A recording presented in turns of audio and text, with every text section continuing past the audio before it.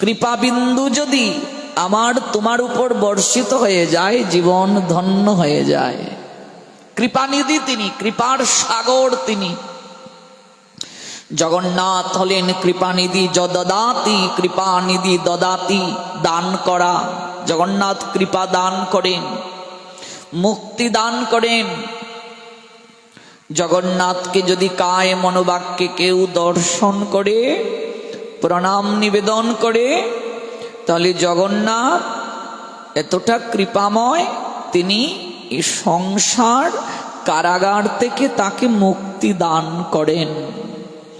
এই শ্লোকটি যখন উদয়ন আচার্য পাঠ করলেন, তখন তার মনে মনে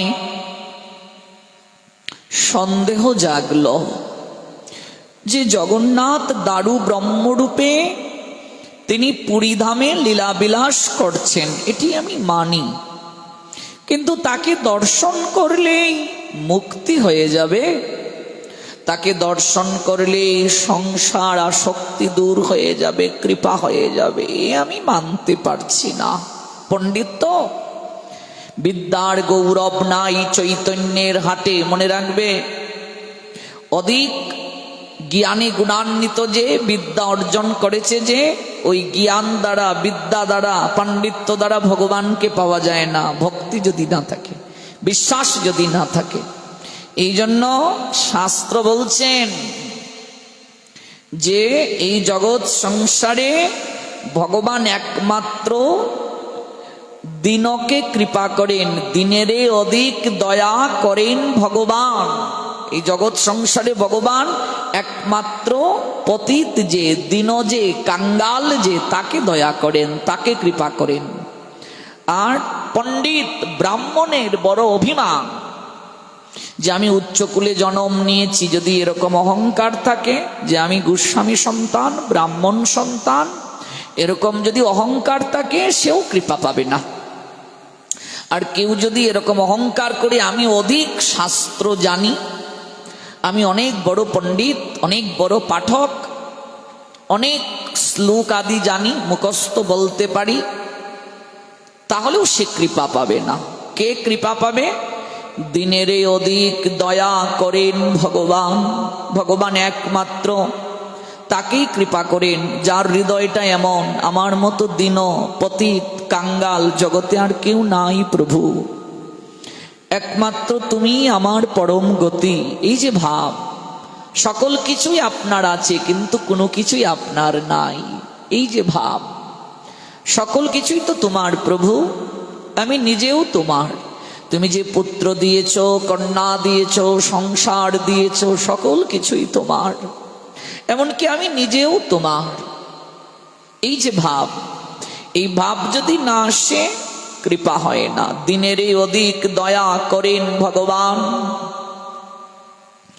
পণ্ডিত ব্রাহ্মণ কুলীন যারা, তাদের বড় অভিমান। ওই অভিমানের কারণে আমরা সকল কিছু হারাই, আমরা অভিমানে সকল হারাই, সকল কিছু আমরা অভিমানে হারাই গো মা। স্বর্গ মর্ত পাতাল জয়ী দশমণ্ড যার, সেই লঙ্কেশ্বরেরও পতন হয়ে গিয়েছিল, কেবল করেছিল অহংকার। একমাত্র অভিমানের কারণে, অহংকারের কারণে স্বর্গ মর্ত পাতাল জয় করার পরও রাবণের বিনাশ হয়ে গিয়েছিল, একমাত্র অহংকার করার কারণে। প্রথমে ব্রহ্মার আরাধনা করেছিল রাবণ, সেখানেও সে ব্রহ্মাকে সন্তুষ্ট করে বর প্রাপ্ত হয়েছিল।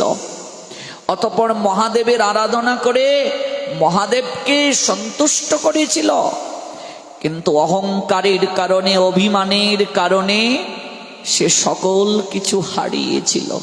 বর প্রাপ্ত হয়ে এতটাই দাম্ভিক হয়ে গিয়েছিল, দুরাচারী হয়ে গিয়েছিল, ধরাকে সে সরা জ্ঞান করতে শুরু করলো। আমরা অভিমানে সকল কিছু হারাই, তাই অভিমান কেউ করো না ভাই, অভিমানে সবই হারাই।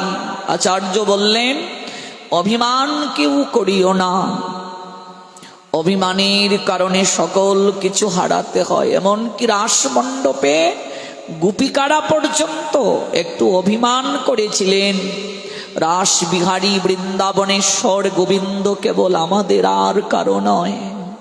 আমরা কতটা সৌভাগ্যবতী, আমাদের সঙ্গে রাস করছেন। এই অভিমান করার কারণে রাস মণ্ডপ থেকে গোবিন্দ গোপিকাদেরকে ছেড়ে কিছুটা সময়ের জন্য অদৃশ্য হয়ে গিয়েছিলেন।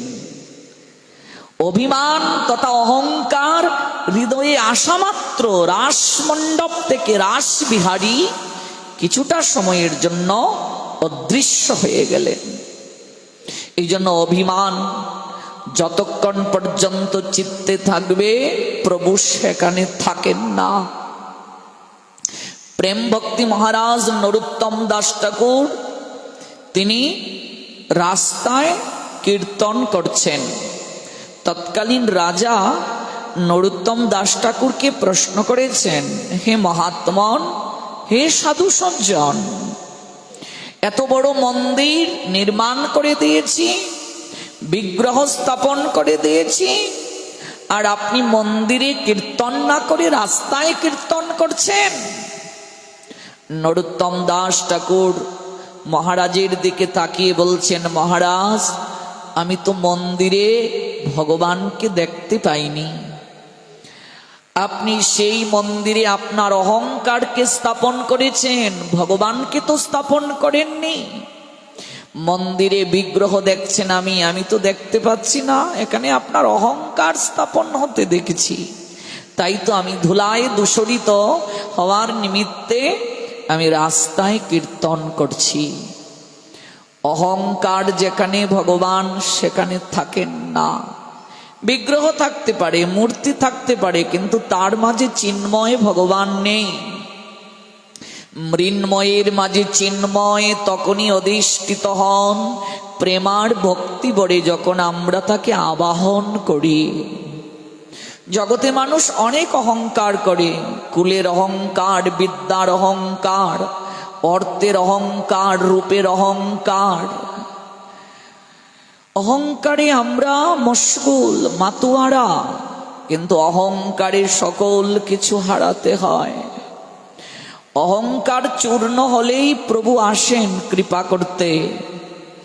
উদয়ন আচার্যের মনে দাম্ভিকতা, অবিশ্বাস এসে উদ্ভাসিত হলো যে জগন্নাথ দর্শন করলেই কৃপা হয়ে যায়, মুক্তি হয়ে যায় সংসার থেকে, আমি এটি মানতে পারছি না।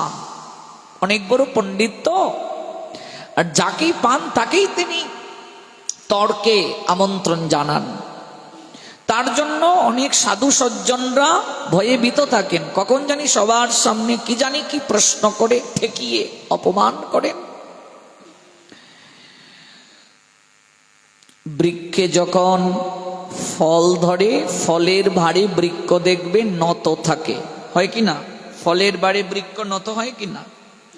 তেমনি ভাবে যথার্থ জ্ঞানী যে, জ্ঞান লাভ হয়েছে যার, সে বিনয়ী হয়ে যায়। যে যত বেশি বিনয়ী সে তত জ্ঞানী, মনে রাখবে। আমাদের একটা চলতি কথায় প্রবাদ আছে, চলিত প্রবাদ, খালি কলসি বাজে বেশি।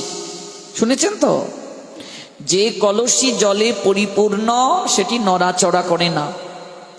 যারা বেশি কথা বলে তাদের ভেতরে জ্ঞান কম।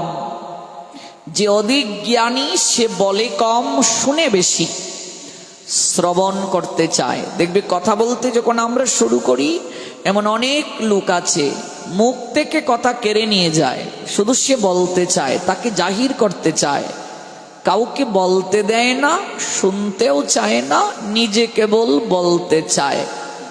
উদয়ন আচার্য তাই,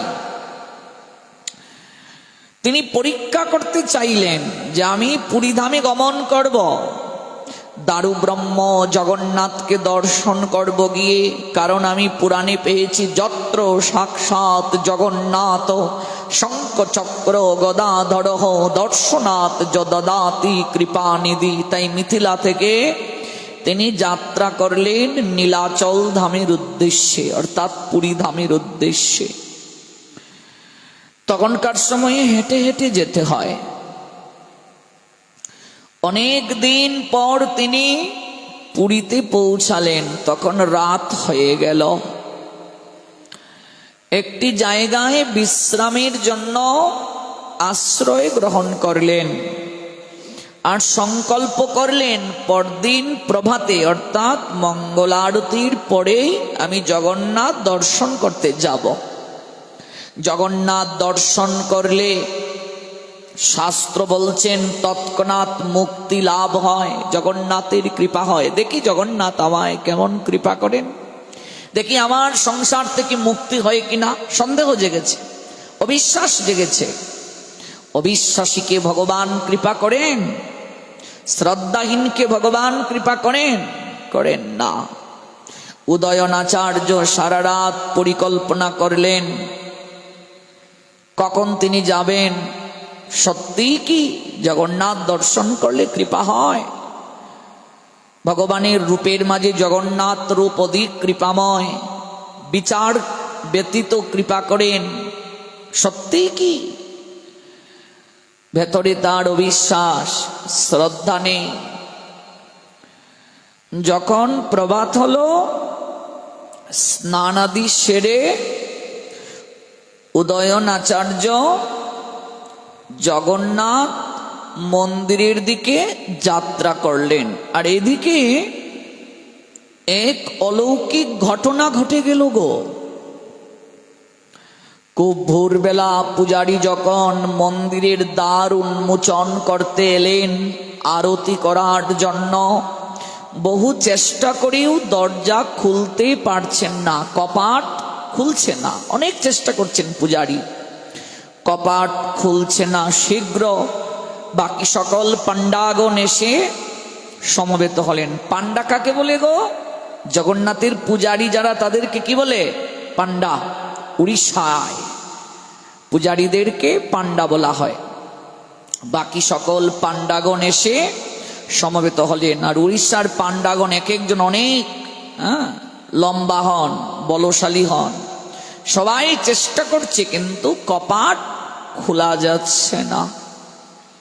কাজী মঙ্গল আরতি হলো না, ভোগ রাগ হলো না। বাধ্য হয়ে প্রধান পূজারী সবাইকে নিয়ে মহারাজের কাছে গেলেন, উড়িষ্যার রাজার কাছে। মহারাজ, কি অঘটন ঘটে গেল, কি হয়েছে? আজ আরতি হয়নি জগন্নাথের, জগন্নাথের কপাট খুলছে না। আমরা বহু চেষ্টা করেও কপাট খুলতে পারছি না। মহারাজ অবাক হলেন। তিনিও এলেন, বহু চেষ্টা করলেন।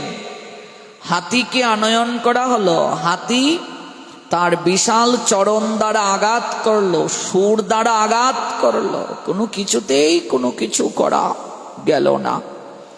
মহারাজ তখন মনে মনে ভাবলেন, হয়তো পুরী ধামে মহাপাপী কেউ এসেছে, দুরাচারী কেউ এসেছে, যাকে জগন্নাথ দর্শন দিতে চান না।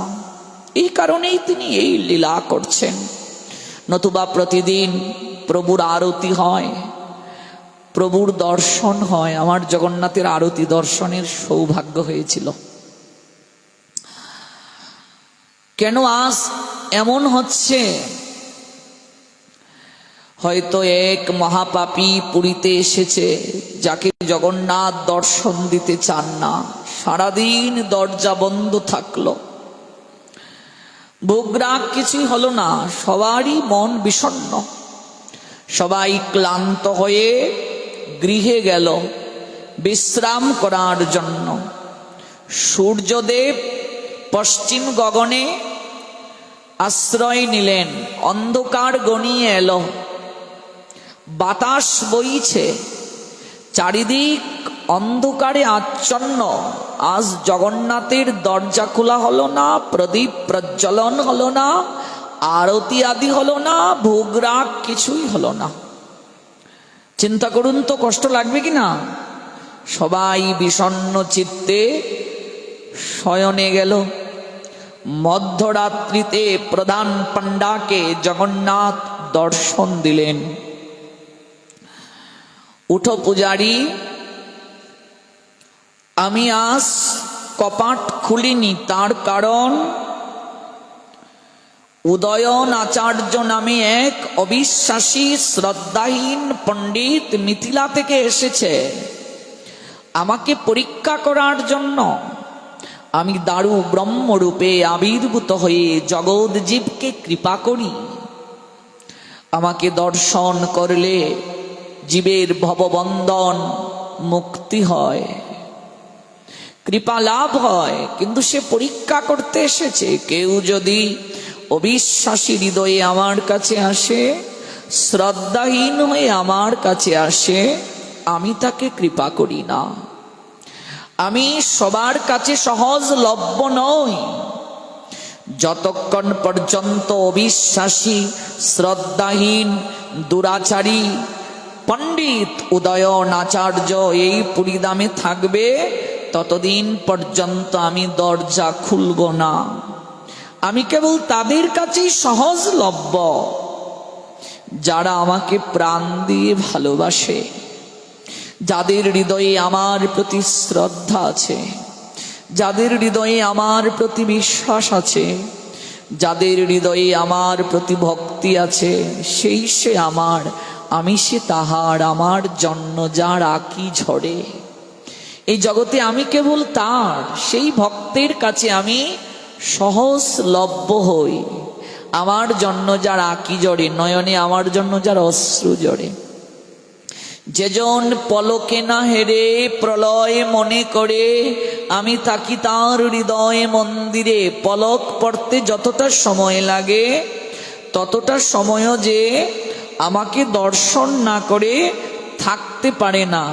ওমা, চোখে পলক পড়তে যতটা সময় লাগে, ততটা সময়ও যদি কেউ আমাকে দর্শন না করে, যে নিজের জীবনটা পরিচালনা করতে অত্যন্ত কষ্টকর মনে করে, তার জীবন কঠিন হয়ে যায়, এই রকম পরিস্থিতি যার হয়, আমি থাকি তার হৃদয় মন্দিরে। আমি তার হৃদয়েই অবস্থান করি, জাগ্রত হয়ে যাই। যে আমাকে চুকে চুকে ডাকে, আমিও তাকে চুকে চুকে ডাকি। যে আমাকে হৃদয়ে স্থান দেয়, আমিও তাকে হৃদয়ে স্থান দেই। যে কখনো আমাকে তার দৃষ্টির আড়াল করে না, ভগবান বলছেন সেই ভক্তকেও কোনোদিন আমি আমার দৃষ্টির আড়াল করি না। গৌর প্রেমানন্দে। যে আমাকে সবসময় চুকে চুকে রাখে, যে ভক্ত সবসময় আমাকে চুকে চুকে রাখে, আমিও তাকে চুকে চুকে রাখি।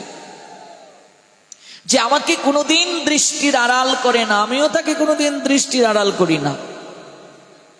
আমি কেবল প্রীতি বিনিময় করতে পছন্দ করি। আমি ভাবগ্রাহী জনার্দন, ভাবটাকে পছন্দ করি। এই যে 56 ব্যঞ্জন রন্ধন করে আপনি দিলেন, কিংবা তার থেকে অধিক পদার্থ আপনি দিলেন, তার মাঝে কতটা প্রেম ভক্তি মাখিয়ে দিলেন। শত সহস্র আইটেম দিলেও ভগবান সন্তুষ্ট হবেন না যদি তার মাঝে প্রেম মাখিয়ে না দেয়া হয়, ভক্তি মাখিয়ে না দেয়া হয়। ভগবান কেবল প্রেম গ্রহণ করেন, ভক্তিটা গ্রহণ করেন। কাজে আমি তাদের কাছেই লভ্য যাদের আমার প্রতি বিশ্বাস আছে। বিশ্বাসী মনুষ্য আমার কাছে কখনো পৌঁছাতে পারে না। এদিকে উদয়ন আচার্য সারাদিন চেষ্টা করেও জগন্নাথ দর্শন করতে না পেরে তিনি তার বিশ্রাম আগারে চলে গেলেন। আর ভাবলেন, এই কি ঘটনা হলো আজ? জগন্নাথ দর্শন করতে আমি এলাম, কিন্তু জগন্নাথের কপাট আজ খোলা সম্ভব হলো না। তাহলে কি প্রভু জগন্নাথ আমায় দর্শন দিতে চান না? কেন এমন হচ্ছে? প্রভু জগন্নাথ কি তাহলে আমাকে দর্শন দিতে চান না?